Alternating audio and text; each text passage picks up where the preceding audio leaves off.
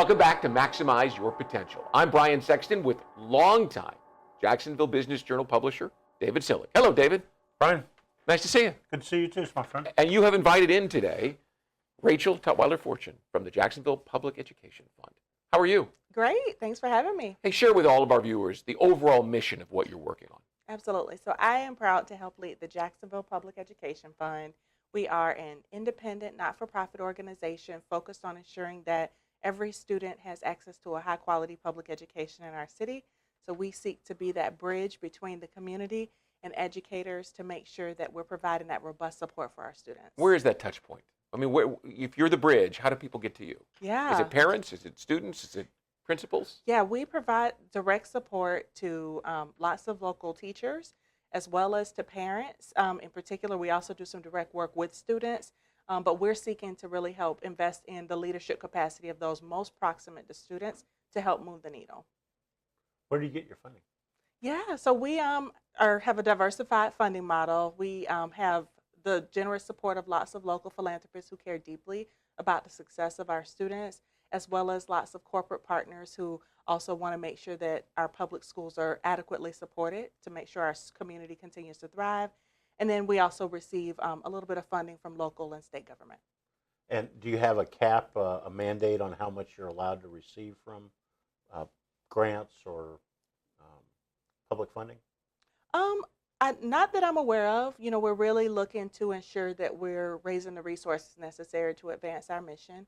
And so based on our priorities, and it's important that we're providing a lot of support for public education right now, you know, we're able to partner with any entity that's interested in supporting that mission. What's the biggest challenge that you're seeing out there right now?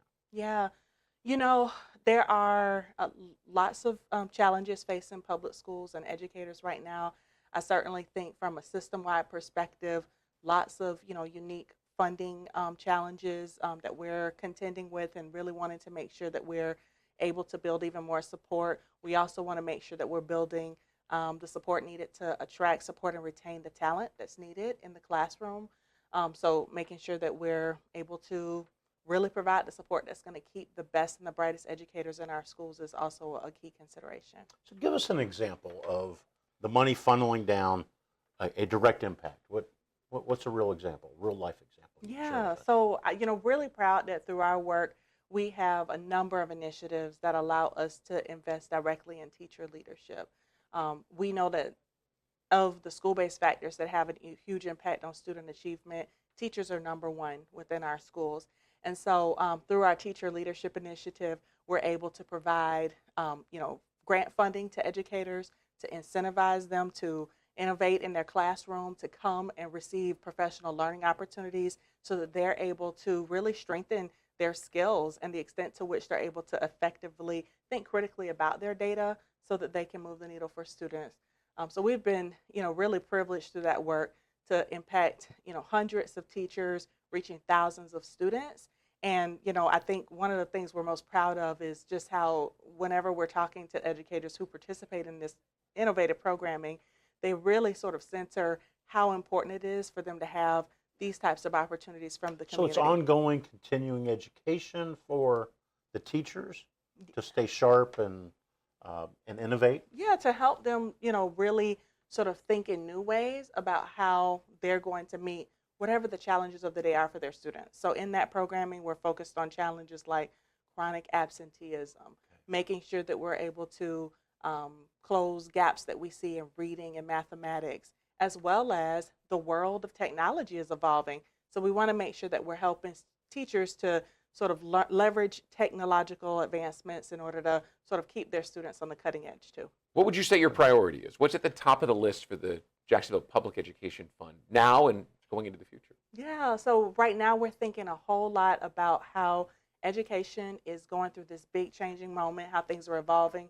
We're getting geared up through our Ed Talks event to bring in some national thought leaders who will talk a lot about how we can help shape the future of learning for our students to make sure they're competitive. We think about things like generative AI and how that's changing the world of work, and we need our kids to be ready.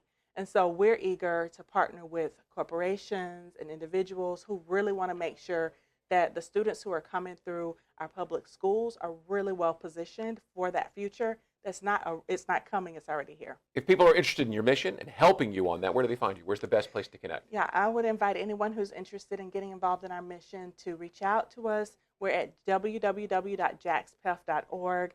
We certainly have lots of different ways that partners can get plugged in.